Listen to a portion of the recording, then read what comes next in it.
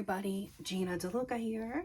All right, today I'm going to be doing another moving straight pour, and I am using some of the DecoArt Americana Decor Satin Enamels, and I am using some This Little Piggy pigments, and we're going to see what happens.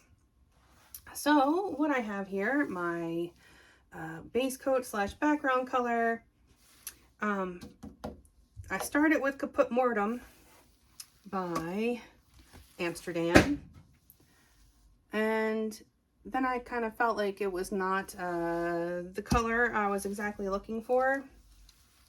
So to it I added a bit of Phthalo Blue by Liquitex Basics and some TriArt Quinacridone Violet.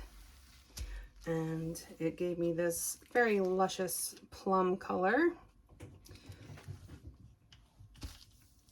So this is not what it's going to look like. It's going to be a bit different. This color here, I have This Little Piggy pigment in Aquamarine, and this one is Zimzalin. These are absolutely gorgeous colors.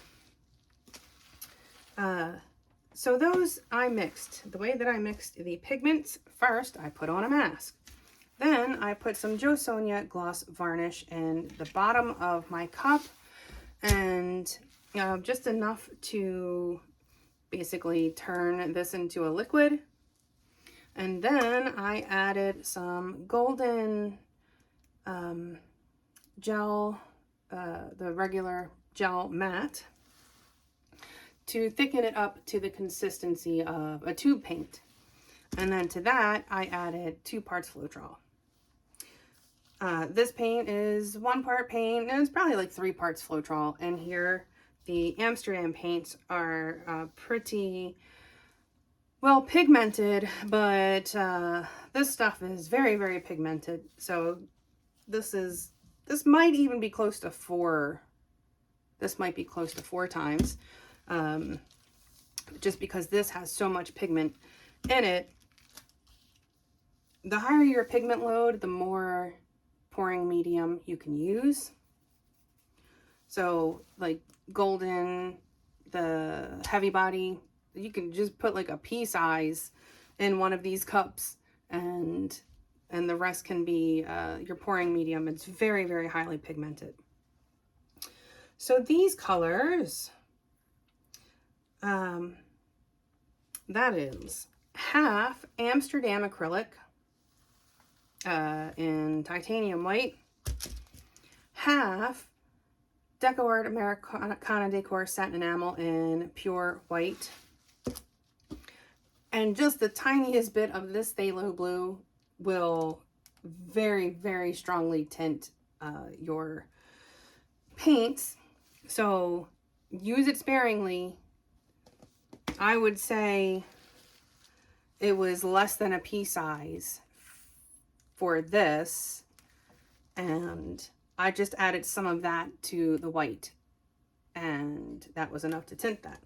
So it really does not take a lot to tint your paint with phthalo blue. Very, very high pigment load. The consistency that we are working with, this is about a 2 on my consistency scale. Hopefully you can see this. It is making a mound, but it disappears quickly. And it's making a nice, thin, even stream off of my stick. If it is getting thick and then thin and thick again, your consistency is inconsistent, and you will need to continue mixing. Before we get started, have you seen the Fluid Art inspiration cards? If you have, you can fast forward about a minute, but if you have not, what we have are 52 cards. There are 42 technique cards, and each technique card has an associated video here on YouTube that gives you all of the information that you need, the exact paint brand, color, the consistency, the recipe, the technique, of course, all of the things that I can't fit onto a card. This is the picture in that particular video.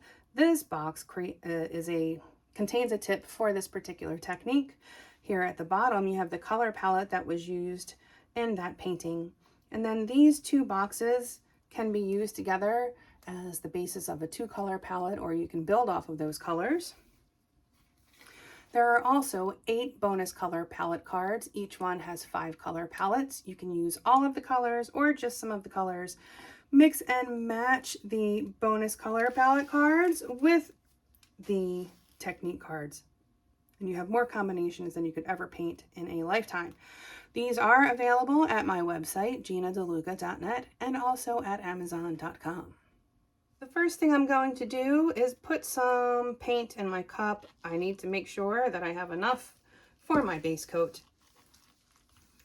Or, I'm sorry, for my pouring cup. Sometimes I go a little too heavy on the base coat, and then I don't have enough for my pour. So that eliminates that from happening. And I am going to reserve some paint in that cup to use later. The reason I cover the sides first is because the way that I mix these paints is pretty thin, and I'm using Floetrol. And that doesn't always give the best coverage on the sides. So if I cover it ahead of time, I don't have to fix it later. And especially if I'm using a custom color like this, usually it would be this color, but I made that decision later in the process of mixing, and it was too late to do that, to change that. So,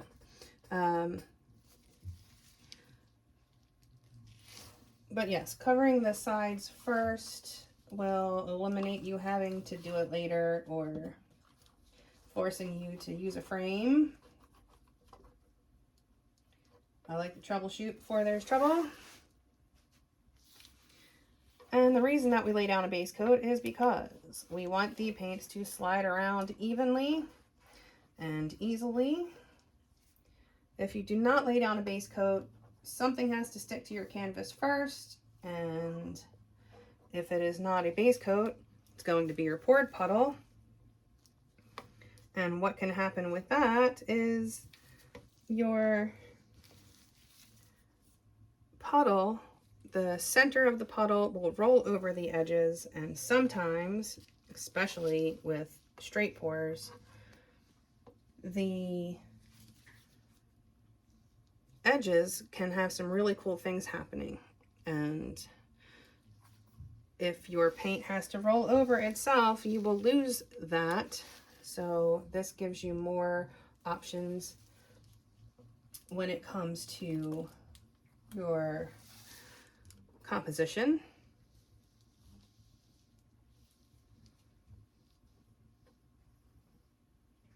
And it is also why the base coat that I use is a color that is in my painting.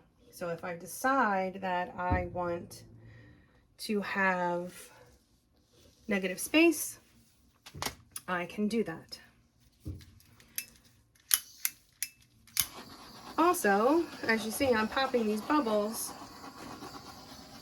If I were using, say, a white base coat and I have no white in this painting,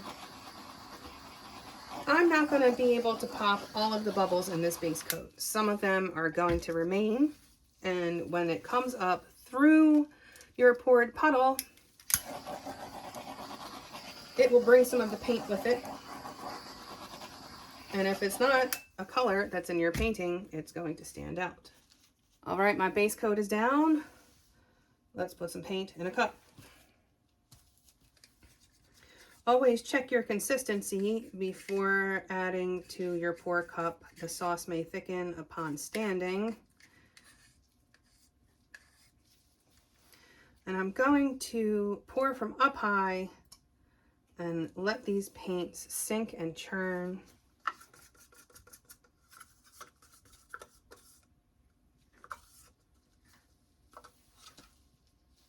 So I started with the Aquamarine, moving on to the Zimzalin. Again, from up high.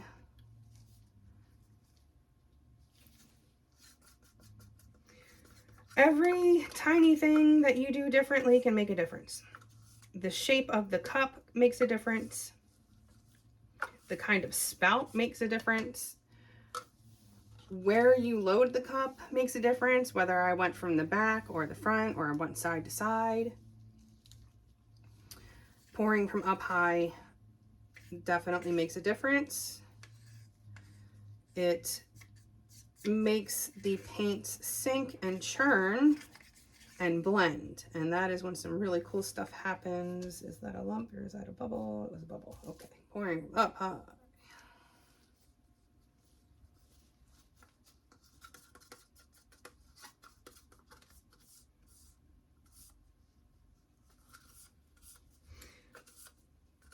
So I've been trying to mess around with my ratios to get more of my background color to show through, because sometimes these cell makers just take up the whole canvas and then you can't see any of the background color. But it's that background color with this blue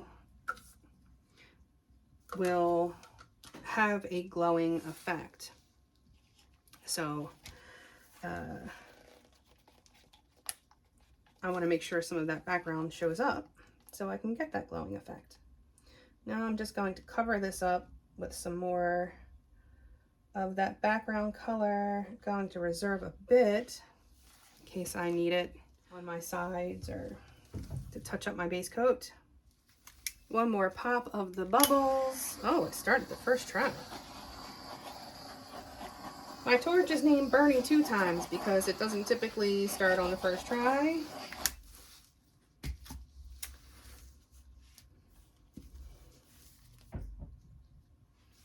All right. Let's make a mess, shall we? I'm going to start at one end, and I think I'm going to do little circles the whole way and see what kind of pattern this gives me. That Zimzalin color is just so gorgeous.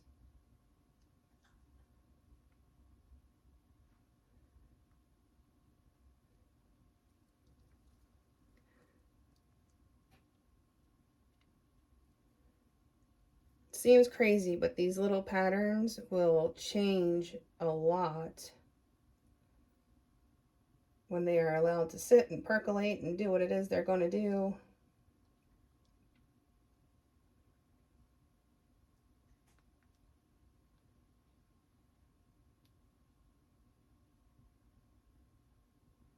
Most of this will get tilted off, so. All right.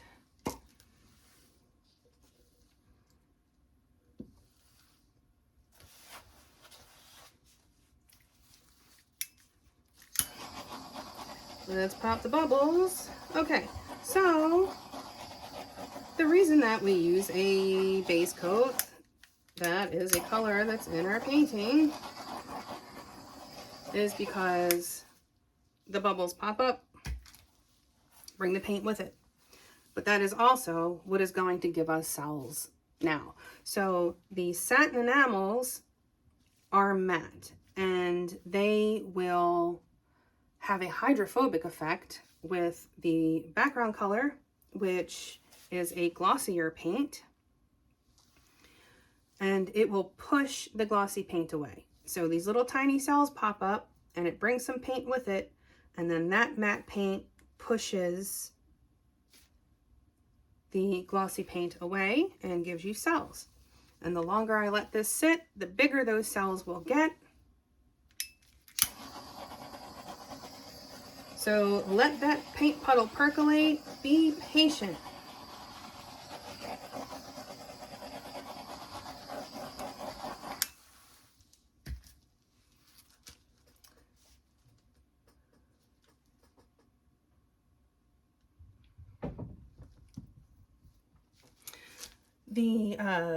The pigments sometimes don't really show up very well until it's dried and varnished.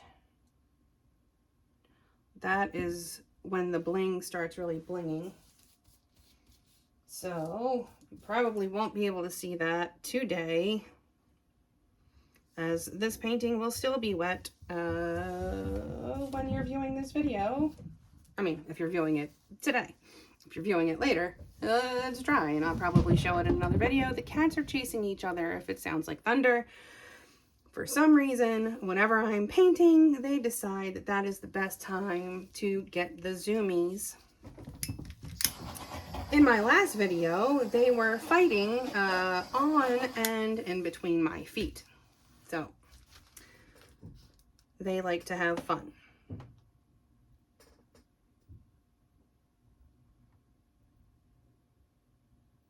Not so sure about these little squigglies. It's okay. It's okay. It'll get stretched out. I mean, that's what, you know, this is all about experimenting, you know, so every single thing that you change will give you a different effect here on the canvas. So how you load the cup makes a difference, how it comes out of the cup, how you pour it, if you pour it slow, if you pour it fast, all of that makes a big difference. Are you pouring from up high or down close to the canvas? If you pour from up high, you will get more blending. The lower you get, the less blending you will get.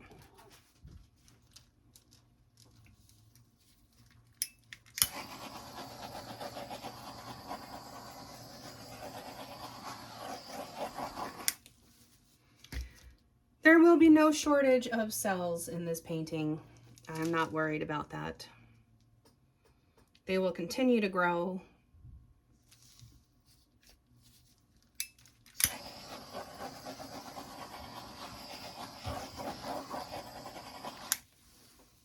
All right, I'm starting to go over the edges here, so I think I'm just gonna give this a tilt. But before I do that, I see some spots that could use a little zhuzhing up. The edges can set up as you let your puddle percolate. And also, I'm just gonna put some right there so I can come in and touch up the sides, because they can also start to set up. Like, see how right there, there's that U? That was a dry spot. That's why it wasn't rolling over there. So that is why we touch up the sides before tilting, so that it goes over the edges evenly.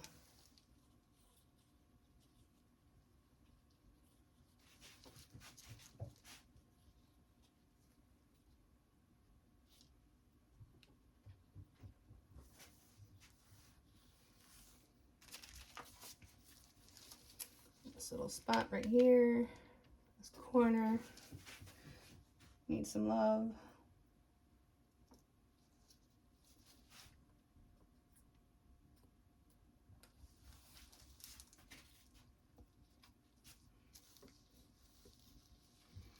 Again, I like to troubleshoot before there's trouble.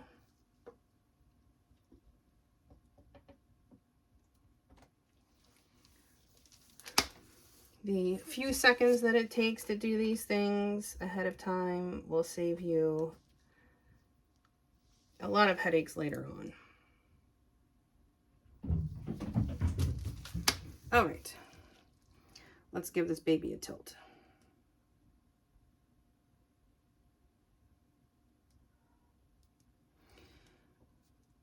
So when using an oblong rectangular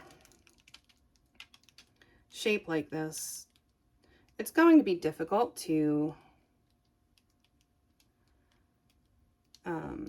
keep the exact shape of your cells, because they will be stretched somewhat unevenly.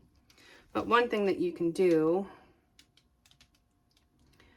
is bring the weight of the paint back to center before you change directions. That is helpful when it comes to maintaining the shape of your cells, but these will get stretched in an organic fashion. And back to center.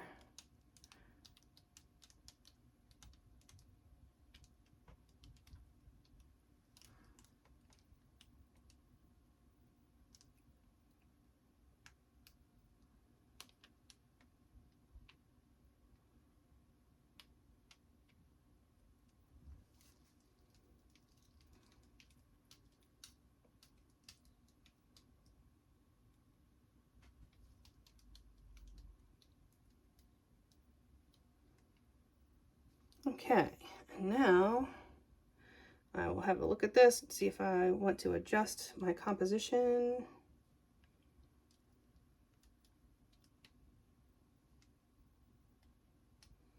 I think I want to tilt some of this off the bottom here.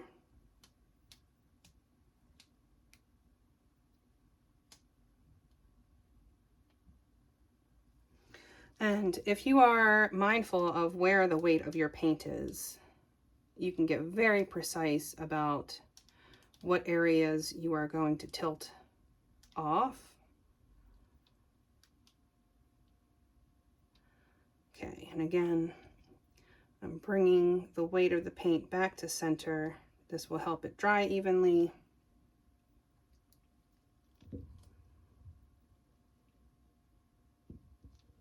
All right, I do see some of the piggies blended in. So very excited to see how that turns out.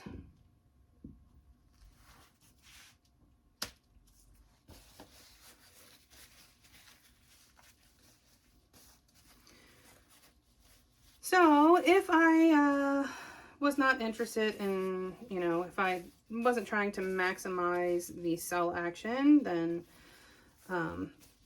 because I'm using Floetrol, I can forego doing another torch here to pop bubbles. If I want bubbles to pop, if I want more cells to come up, then I could torch this and more cells will come up. I may just torch down here. I think this is going to do fine on its own. And again, maybe not. Maybe I should leave it. Because I have a feeling this is, going to fill up more. I mean, I can already see more cells popping up. So in order to preserve some of this background color, I think I'm just going to leave it be. I'm going to scrape the edges. This is an important step. It will keep the paint from pulling. P-U-L-L, not P-O-O-L. It will, what is that? There's chassis schmutz. But if you don't scrape the bottoms here, that paint just pulls the paint down the sides, which pulls it from the top. So it's a good thing to scrape it, come back in a few minutes and scrape it again. And if you notice that it is only dripping from one side, that is an indicator that your canvas was not properly leveled.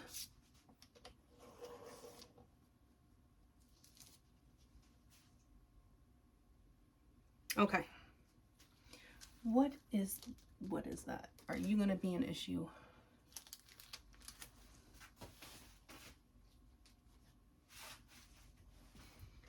I'm not sure what this is.